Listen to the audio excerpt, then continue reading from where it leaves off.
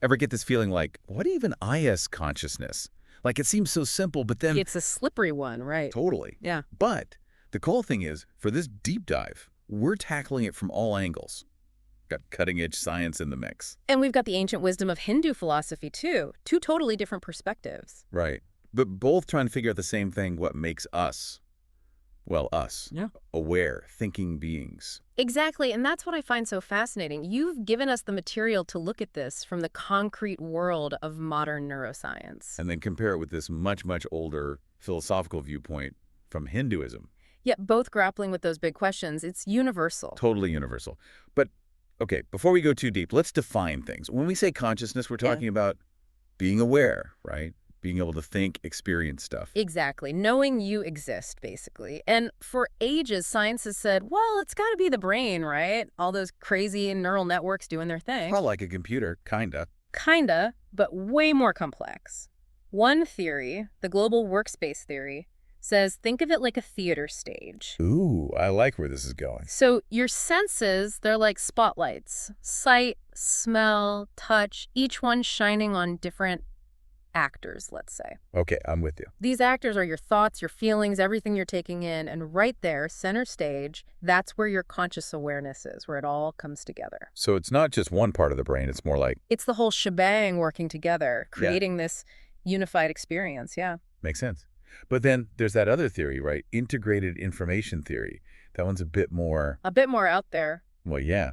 Trying to measure consciousness. That's wild. It is pretty wild. This theory says it's not just about different brain parts chatting, it's about how well they integrate information. More integration, higher consciousness. So like a sleeping brain versus a wide awake one, totally different levels. Exactly. Deep sleep, less integration, less conscious awareness. Makes sense, right?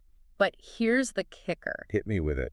Even with all our fancy brain scans and whatnot, science still can't fully explain why we experience consciousness. Like, the how is getting clearer, but the why. The why is the million-dollar question, isn't it? Why aren't rocks conscious? What makes us so special? And that's where looking at it through a totally different lens, like ancient Hindu philosophy, can be mind-blowing. Yes, because they don't just focus on the physical brain stuff. Right. It's about the very essence of life itself. Chaitanya, they call it, their word for consciousness. Right. Chaitanya, it just sounds profound. So for them, it's not just biology. It's more like spiritual. In a way, yeah. Their ancient texts, the Vedas, the Upanishads, they dive deep into this. They say what we experience as our own consciousness, our individual Chaitanya, it's just a reflection. A reflection of what? Of a much larger universal consciousness. They call this Brahman. Whoa. Okay, so it's like we're each a tiny drop of water. And Brahman is the entire ocean. Exactly. Exactly. And there's this amazing line in the Upanishads that sums it up perfectly. Tativam asi. Oh, yeah. Thou art that. Right. It's so simple, yet totally profound, like mind-bendingly so. Because if we truly believe that, if we are part of this Brahman, this universal consciousness... It changes everything. It changes everything. Okay, so we're already getting into deep waters here. But this is where it gets even more interesting.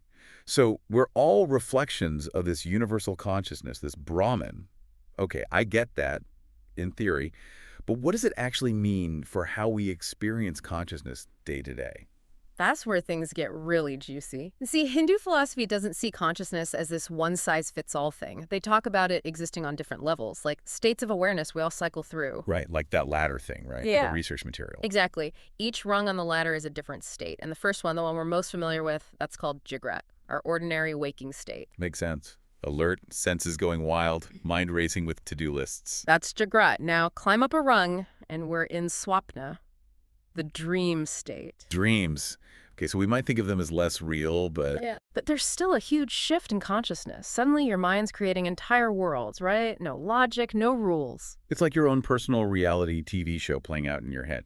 And you're the star. Exactly. Which makes you wonder, if our consciousness can do that while we sleep, what else is it capable of? Big questions. So we've got Jagrat, waking, Swapna, dreaming. What's next on this ladder? This is where it gets even wilder. The next rung up is Sushupti, deep sleep. Okay, hold on. How can you be conscious in deep sleep? It's like the opposite of being aware. Right. Seems like a contradiction. But Hinduism sees deep sleep as being very close to pure consciousness. Whoa, now you've lost me. How can being unconscious be close to pure consciousness? I know, it's a mind bender, right? But think of it this way. In deep sleep, your mind is totally still. No thoughts, no senses bugging you, no sense of I even. That stillness, that's a glimpse of pure So awareness. it's always there, this pure consciousness, but we're usually too busy to notice it. Exactly. It's like it's hidden under all the thoughts and feelings and sensory overload. And every night, when we're in deep sleep, we get a taste of it, even if we don't remember it. A taste of that pure, undifferentiated consciousness. Brahman. Wow, okay. We've climbed from waking to dreaming to deep sleep. Mm-hmm. But there's one more rung, right? What's at the very top of this consciousness ladder? The final state. That, my friend, is Turiya, the transcendent state. Okay, this is where it goes beyond my everyday experience, for sure. Turiya. It's not like deep sleep, something we experience every night. Not quite. We cycle through Jagrat, Swapna, and Sushupti naturally, but reaching Turiya, that takes dedicated effort, deep meditation, spiritual practice. So it's like all those other states, they're leading up to this ultimate realization. Exactly. You could say that. It's about merging completely with that universal consciousness, becoming one with Brahman. Okay, that's intense.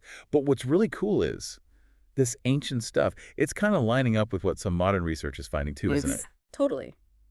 Fields like transpersonal psychology, contemplative neuroscience, they're suggesting these transcendent states aren't just mystical mumbo-jumbo. They're altered states of consciousness, and we can study them, maybe even learn to cultivate them.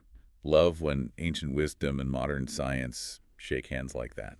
And it makes me think about something else from the research. Karma. We touched on it before. Seems like our actions, even our thoughts, they kind of shape our reality, don't they? Yeah. So where does karma fit into this whole consciousness puzzle? It's like we're creating our own reality, in a way, through this lens of karma, right? You've hit the nail on the head. It's all about cause and effect, but not like you get punished for being bad or something. It's more nuanced than that. Right, no cosmic scorecard or anything. Exactly. Think of it more like every action, every thought, even every little intention you have, they all leave a mark, an imprint on your consciousness, you could say. Ooh, I like that. Karmic imprints, like footprints we leave behind on the path of our awareness. Beautiful. And those imprints, those footprints, they shape everything that comes next. Our experiences, our habits, our reactions to stuff. Even our future lives, according to Hindu thought. It's this ongoing cycle. So the more we do good, think good thoughts, Yeah. the better those karmic imprints are going to be, right? Mhm. And that's what makes it so important to cultivate that higher consciousness. Exactly. By being aware of our thoughts and actions, we're basically taking control of those imprints, choosing to leave a more positive trail. Instead of just stumbling around blindly, creating bad karma left and right without even realizing it. Yes. And this really struck me when I was going through all that research you provided. Those stories like Arjuna in the Bhagavad Gita and that sage, what was his name? Ashtavakra, yeah. Those stories were powerful. Though I gotta admit, I'm not sure I totally got them. Well, let's unpack him a bit. Take Arjuna, here he is about to fight this huge battle, right? But he's totally torn up inside, facing his own family on the battlefield. Talking a moral crisis. Heavy stuff. And that's where Krishna comes in, right? To guide him. Yeah. Krishna, think of him like that inner wisdom we all have deep down. And he reminds Arjuna that his true self, it's not those fleeting emotions, not those doubts swirling around in his head. It's that deeper awareness. That Atman, that eternal spark of consciousness, which is ultimately part of Brahman. And by tapping into that, Arjuna can act with clarity, with purpose, and free himself from those karmic consequences. So it's not about avoiding action altogether. It's about acting from a more conscious place. Exactly. And then there's Ashtavakra. Now, this guy was supposedly enlightened from the moment he was born.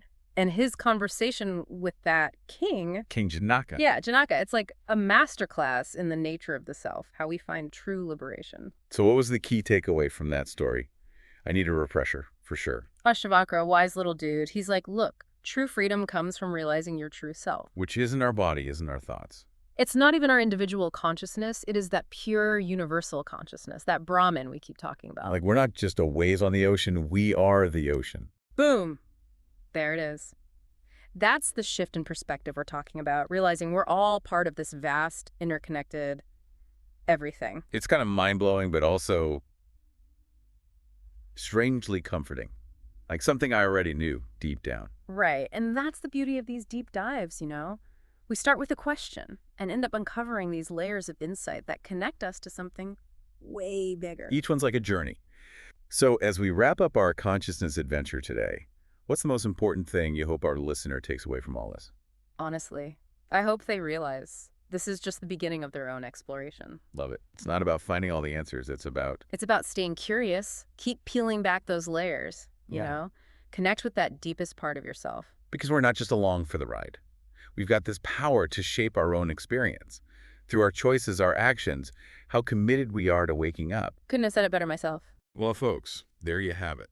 A crash course in consciousness. From the nuts and bolts of the brain to the ancient wisdom of Hindu philosophy. We've covered a lot of ground. Hopefully you're feeling inspired to keep exploring this fascinating landscape of awareness. And remember, you're not just a brain in a vat, you're something way more incredible. Until next time, keep those minds curious.